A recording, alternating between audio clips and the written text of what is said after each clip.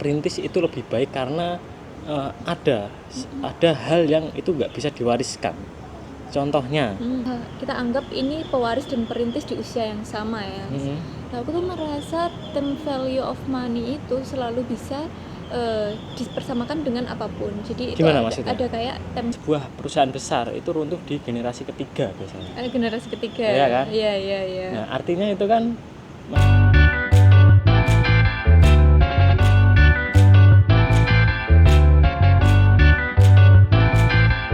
Halo, ketemu lagi dengan saya Jo dan partner saya. Sam, selamat datang di Jam Pulang. Channel ini disusun, diproses, dan diproduksi setelah jam pulang dengan harapan kita tetap bermanfaat setelah jam pulang. Nah, Jo, kali ini kita mau ngobrolin tentang apa nih? Jadi kita mau ada segmen baru ini ya. Baru bikin berapa video udah ada segmen baru ya. Enggak apa-apa. Ini kita adain segmen debat ya. Jadi kita akan mengambil satu isu yang sedang viral dan kita akan mengambil cek di salah satu sisi. Jadi misal kamu pro atau aku kontra dan atau sebaliknya. Jadi kita tetap posisi netral karena kita mengambil sudut pandang pro dan mengambil sudut pandang kontra. Jadi nanti kita akan ungkapkan satu argumen, nanti yang satu membalas dan sebaliknya. Gitu. Siap. Jadi tema yang akan kita bahas kali ini adalah tentang perintis versus pewaris. Ini yang lagi viral belakangan kan, yang anak kecil itu dia mengaku sebagai perintis padahal umur 8 tahun. Bahkan dibikin joke ini 100 juta pertama di umur 8 tahun. Gimana ya? Mungkin dari angpau. Enggak. Kan kita nggak boleh ngejudge ya. Bisa jadi memang dia mendapatkannya ya entah atas bimbingan ortunya atau entah bagaimana, atau modalnya, langkah-langkah yang masih masuk akal untuk dicapai untuk anak umur 7 tahun ya, benar. Jadi kamu mau ambil tag apa ini? Perintis atau pewaris ya? Kalau sebenarnya sih berharapnya jadi pewaris ya. Berharap ya. Jadi kamu yang seolah-olah jadi pewaris ya? Seolah-olah jadi pewaris. Terus kamu seolah-olah jadi perintis. Siapa yang mau kasih argumen dulu? Kayaknya perintis lebih enak kali ya kalau kasih argumen dulu ya. Boleh ya, aku dulu ya. Boleh kan perintis. Harus merintis. Perintis duluan ya. Harus merintis. Aku yang merintis. Merintis pendapat jadi, ini. Aku berpendapat bahwa perintis itu lebih baik karena ada hal yang itu nggak bisa diwariskan. Contohnya, jadi perintis itu mempunyai keinginan yang lebih besar biasanya, atau kalau bahasa kerennya itu punya bara api dalam dirinya untuk mencapai sesuatu. Hal seperti itu harus ditempa oleh semisal kekurangan dalam bentuk apapun dalam bentuk apapun. Jadi itu adalah bagiku ya, itu hal yang tidak bisa diwariskan. Nah, itulah kenapa ketika kita punya motivasi yang jauh lebih akarnya lebih dalam, itu kedepannya akan lebih baik daripada yang tidak punya itu. Nah, itu kenapa aku berargumen perintis lebih baik daripada pewaris. Nah, aku itu justru memandang, mungkin karena aku punya sudut pandang semua manusia itu pada dasarnya sama ya. Jadi sama-sama manusia. Iya, sama-sama manusia, sama-sama punya kebutuhan ya kan. Cuma kebutuhannya aja yang berbeda. Iya, mungkin kalau untuk orang-orang perintis ini kebutuhan dasarnya masih kayak untuk memenuhi kebutuhan makan, kebutuhan pendidikan, atau mungkin kebutuhan tempat tinggal. Nah, aku tuh merasa pewaris itu tuh juga punya kebutuhan yang sama. Jadi itu aku tuh merasa punya kayak kebutuhannya sendiri ya. Kebutuhannya sendiri yang mungkin karena aku belum di levelnya pewaris ya, jadi aku tuh nggak tahu nih kebutuhannya apa ya. Ya mungkin ekspansi usaha atau bikin usahanya go internasional, atau mungkin bikin usaha ortunya itu go public ya, jadi IPO atau lain sebagainya. Kan itu juga menurutku adalah sebuah challenge ya di kehidupan mereka ya. Jadi aku sih merasa seorang pewaris itu belum tentu kehilangan baranya. Jadi dia itu tetap punya bara untuk mengejar si keinginan-keinginan yang setinggi itu tadi. Benar. Oke sih, itu teks yang sangat menarik sih. Iya nggak sih? Nah, jadi sama-sama punya bara api itu, tetapi di level Di level berbeda. yang berbeda. Karena aku membayangkannya manusia itu kayak punya tangga gitu, tangganya tuh tak terhingga gitu Oke, ya. oke. Jadi tuh mungkin orang-orang yang masih sebagai perintis itu ada di tangga-tangga dasar Ya, lah. mungkin kebutuhannya yang pertama tentu kebutuhan dasar dulu ya, bisa makan dulu, memenuhi kebutuhan keluarganya dulu, Cari tempat tinggal baru kayak gitu. kemudian yang lebih besar. Jadi tangga itu akan nggak terhingga gitu menurutku loh ya, karena semakin setinggi apapun kita akan tetap berusaha untuk naik terus ke atas. Jadi kayaknya bara itu Kan tetap ada. akan tetap ada sih, Oke. nggak serta merta terus dia kehilangan Oke, baranya. boleh. Gitu. Oke, itu argumen pertama seperti itu ya. Kamu ada nggak argumen kenapa menurutmu pewaris itu lebih baik daripada perintis? Perintis? Karena menurutku ya, si pewaris ini kan udah kayak ada nih sesuatu hal yang jadi tanggung jawab dia. Mungkin kita anggap aja usaha ya, usaha yang akan jadi tanggung jawab dia. Nah, usaha ini itu apa ya, kayak mungkin punya banyak karyawan, punya banyak orang-orang lah yang terikat sama dia.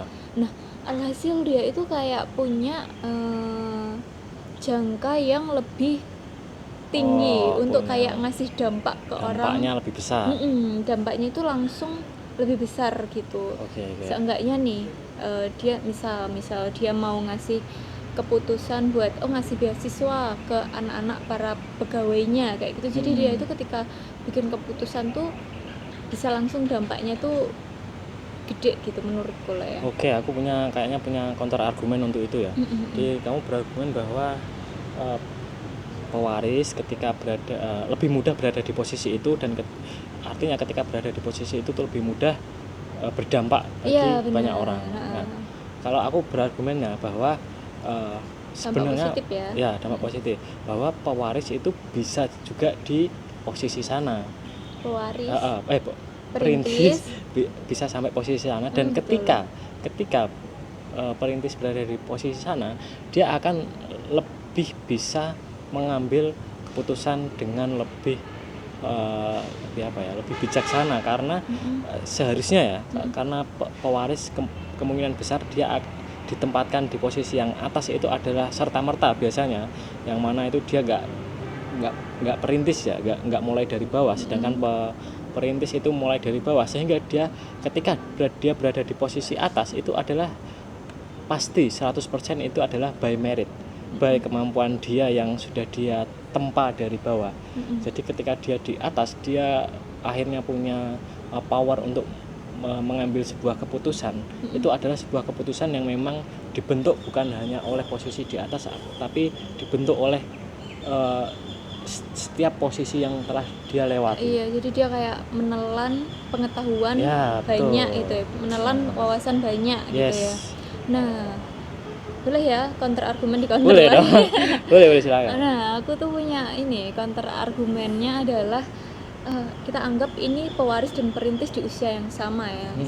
Nah, aku tuh merasa term value of money itu selalu bisa dipersamakan dengan apapun. Jadi gimana itu ada kayak term value of opportunity ya kan. Jadi itu mungkin iya ya, si perintis ini bisa aja ngasih dampak yang sama aja dengan pewaris ya kan. Tapi kan dia kayak ada waktu untuk dia tumbuh dulu, untuk dia mencapai titik di mana dia bisa berdampak dulu ya kan. Sementara si pewaris tuh dia udah ada di titik ini nih, saat si perintis ini lagi mencoba menuju titik ini. Betul. Ya.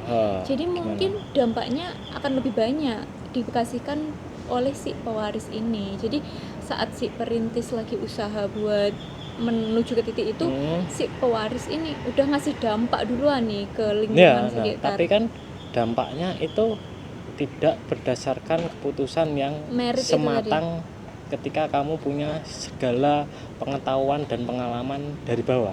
Nah, menurutku secara pribadi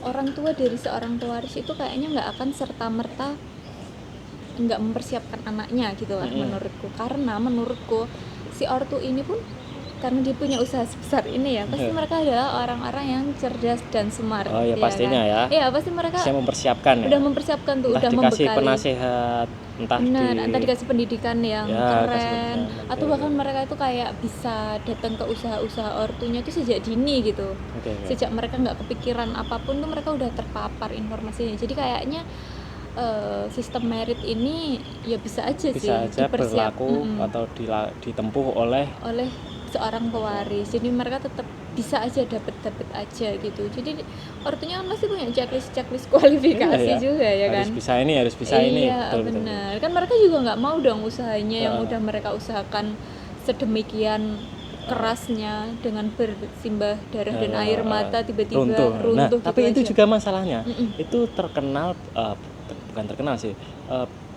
Sering terjadi bahwa generasi runtuh itu di sebuah perusahaan besar itu runtuh di generasi ketiga biasanya. Generasi ketiga. Iya kan? Iya. Nah, artinya itu kan maksudnya menurutmu apakah itu faktornya karena dia terlalu yang pewarisnya ini terlalu dienakkan sehingga dia tidak punya kompetensi yang sama oleh ayah-ayahnya terdahulu sehingga dia nggak bisa mengelola perusahaannya dan menjadikannya bangkrut, atau karena faktor apa? Kenapa kok di generasi berikutnya gitu? Generasi ketiganya ya Ketiga. justru kayak skip ya. Generasi si yang bikin yang bangun itu aman, terus pewaris pertamanya aman, baru pewaris ketiganya ya. Kenapa menurutmu? Kalau menurutku secara pribadi mungkin karena era zamannya ya udah agak jauh ya berarti ya. Mungkin kan puluhan berbeda tahun. ya. Iya benar. Ya. Jadi kayak ada gap zaman. Yes, mungkin masuk akal.